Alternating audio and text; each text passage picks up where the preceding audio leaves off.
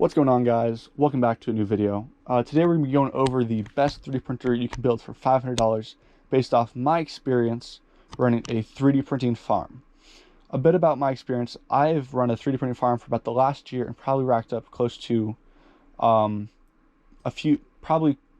20,000 hours of 3D printing time amongst all of my printers. I've printed on everything from a printer bot to a Prusa to MakerBots and almost anything in between. As you can see here, I have the Sidewinder X1, which I believe to be one of the best printing platforms you can start off with, especially given the price. And we're going to go through the upgrades that I've added to it to make what I believe to be one of the best $500 printers you can buy. To start, we have upgraded the firmware on both the touchscreen and the controller. It's now running Marlin 2.0, and we've upgraded it with the Sidewinder X1 touch flash firmware from GitHub, which gives us tons of new color icons, and it also gives us access to things like M600, baby stepping, EEPROM saving, and tons of other important features such as that. It does have a cool interface, which I just personally like. Also, this terminal feature is very nice for when you're doing fine-tuning, but being able to do ABL, manual leveling, or just easy movement is great.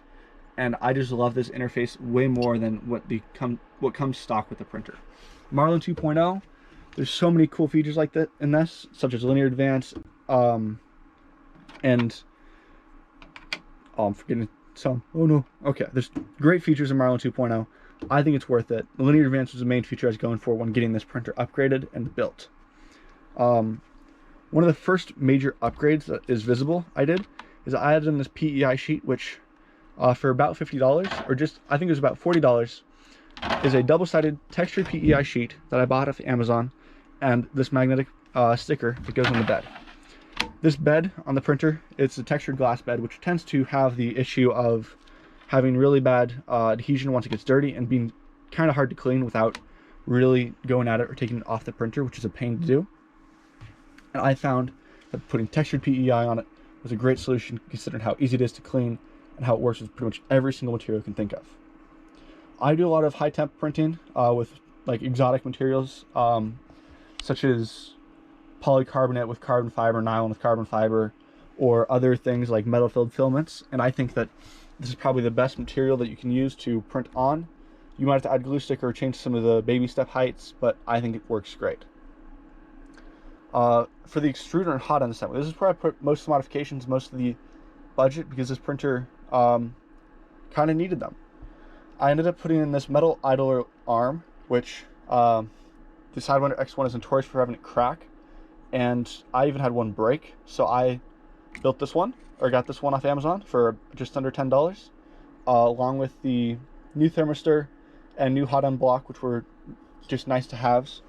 And it's been just nice to know that I can push on this as much as I want and not worrying about a break. It also, I think, just looks very nice aesthetically. I've also added in a titanium heat break, which is important when I'm doing high temp things like nylon or other printing similar. And I added in a hardened 0.6mm nozzle. I think those two things are probably going to be the biggest changes you're going to see when printing. If you have those two upgrades, you're going to be able to print a lot more materials at a lot faster pace and not have to worry about swapping out your nozzle almost ever, which saves you so much headache when you're just swapped out a nozzle and you're like, why is my thing running to the bed or scratching everything up? You just can stick with the same nozzle for a lot longer, which gives you a lot more lifespan. And if you don't have to tune it or spend time on it, I think that's money saved and stress that wasn't exerted. And as someone who ran this as a company machine that was very important to our production workflow, it's important to not have to worry about your machine or have to tune it every single day.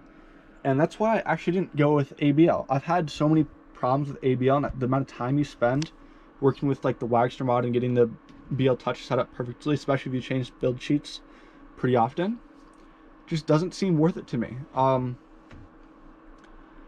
It took, for the first printer I converted to and put a Wagster mod on, which isn't one of these printers, or was a Sidewinder X1, but not this one specifically.